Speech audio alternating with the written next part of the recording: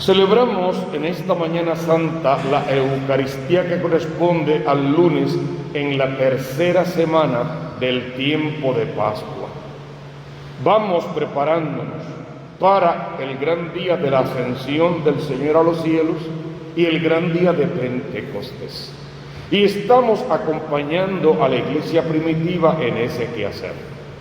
Fíjate bien en la primera lectura de hoy, cuyo personaje centro es Esteban.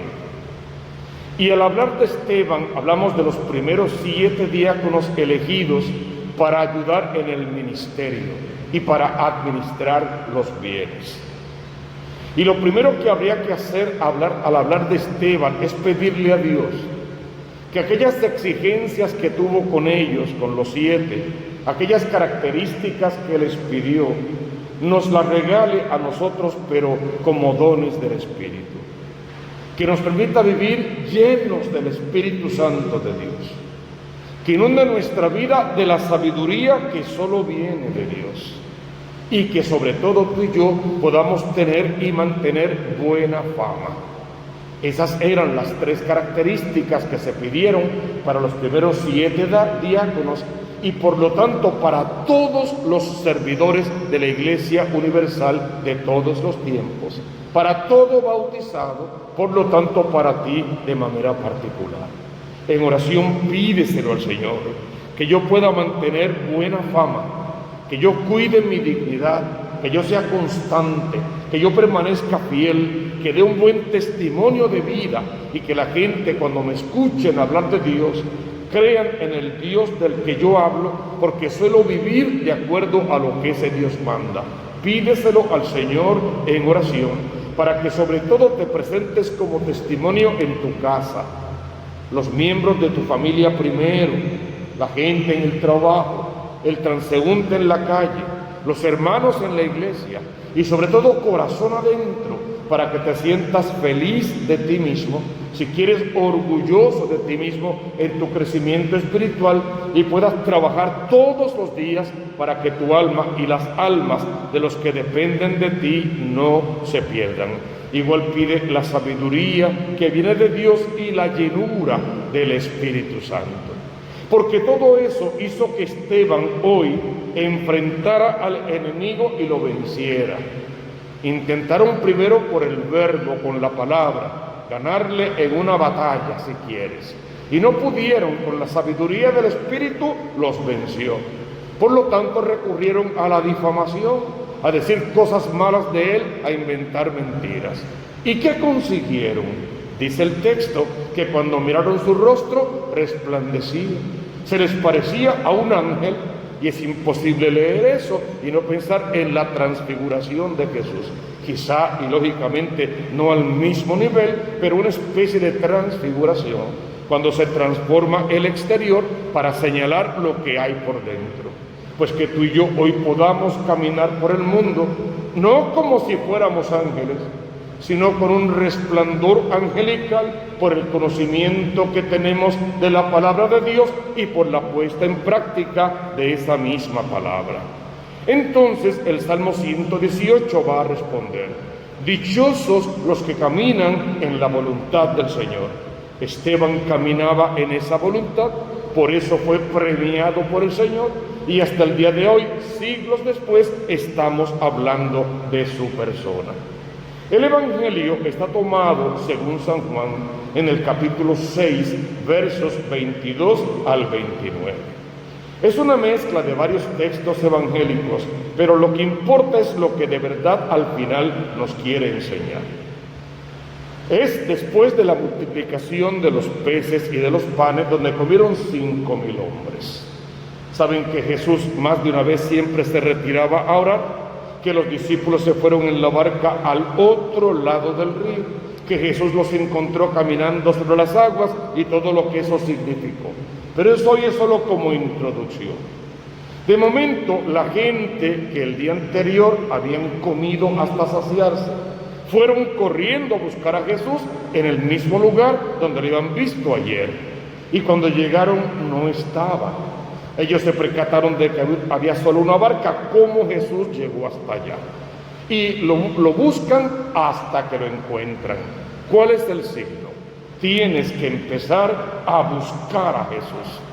Pero yo siempre digo a buscarlo no hasta que lo encuentres, a buscarlo hasta que te dejes encontrar por Él. A buscarlo hasta que Él venga a compartir el tú de tu vida y se hagan uno solo, y siendo uno solo, tú pases por el mundo como Él pasó. Lo buscaron hasta encontrarlo. Maestro, ¿cómo llegaste aquí? Lo importante son las respuestas que Jesús con el alma les da para que entiendas una cosa de parte de Dios. Tú no me buscas por el signo que viste o por la bendición.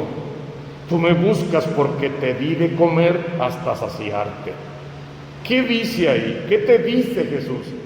Yo te conozco, yo te sé de memoria, yo puedo leer tus pensamientos, yo sé exactamente cuáles son tus intenciones, yo sé cómo tú tratas a la gente en tu casa y cuán soberbio, prepotente, arrogante u orgulloso puedes ser de vez en cuando. Yo conozco tu falsa humildad, tu mentira y tu doble vida. Yo te conozco. Y conociéndote así, conociéndote también, de hecho, tu nombre está escrito en la palma de mi mano. Conociéndote así, yo te amo. Y lo que de ti quiero es conversión, que regreses a la casa de papá, que vengas a la vida sacramental, que expongas tu alma a la luz, que dejes de caminar en las tinieblas. Para eso tienes que hacer una búsqueda, ir a buscar a Jesús y oírlo cuando te dice tienes que moverte a la otra orilla, al otro lado del lago. Si hasta hoy has vivido en el pecado, tienes que moverte a la gracia. Que has vivido en la mentira, que de cada 10 cosas que tú dices, 15 son mentiras, tienes que moverte a la verdad, porque esa verdad es la que te va a hacer libre. Hacer un movimiento de esa ley del mínimo esfuerzo a un trabajo real por el reino de los cielos. Tienes que moverte a la otra orilla, para que reconozcas a Cristo como el enviado, como el Mesías verdadero, aquel que dicta la pauta, y le preguntes de frente, Maestro, ¿y en qué puedo saber? ¿Cómo puedo llegar a conocer que Dios está detrás de todo esto? Que Dios es el Dios y tú eres el Mesías verdadero. ¿Qué tengo que hacer para cumplir con todo eso? Y Él te va a responder, no es lo que haces, es quién eres. No se trata de hacer cosas, sino de creer en Dios y dejar que Dios obre en ti, porque conocemos que somos hijos de Dios, no por las cosas que hacemos, sino por las cosas que le dejamos a Dios hacer en nosotros, hasta que nos convertimos de verdad y pasamos de ser un católico de quinta que simplemente se sienta y escucha, a un católico verdadero que participa y se hace comunión con la iglesia verdadera y por ende apóstol del mensaje del Cristo verdadero. Tenemos que movernos a la orilla de la salvación y tenemos que dejar a Dios obrar en nuestra vida, que nos transforme total, absolutamente, hasta que nuestro rostro, igual que el de Esteban, resplandezca y algo de eso angelical habite en nosotros para que contagiemos al mundo con la gracia y todas las promesas que Dios tiene para su iglesia. Alaba a tu Dios en esta mañana. Bendice su nombre glorioso. Pídele que te acompañe en el quehacer de todo este día, que no te apartes de Dios, pero sobre todo pídele que tú puedas oír en tu corazón su palabra y ponerla por obra, para que después también puedas repetir. Todo lo demás vendrá por añadidura.